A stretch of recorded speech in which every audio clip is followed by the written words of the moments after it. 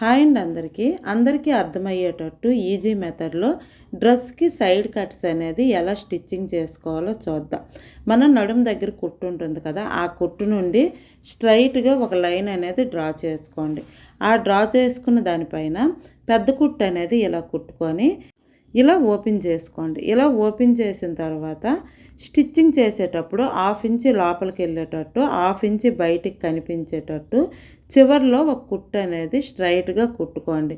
అయితే నడుము దగ్గర మనం రివర్స్ తిప్పుతాం కదా, అక్కడ వచ్చేసరికి డబల్ కుట్టు అనేది కుట్టుకోండి. ఎందుకంటే మనం డ్రెస్ వేసుకునేటప్పుడు చినక్కంటు ఉంటుంది, మనదైనా సరే కస్టమర్స్దైనా సరే.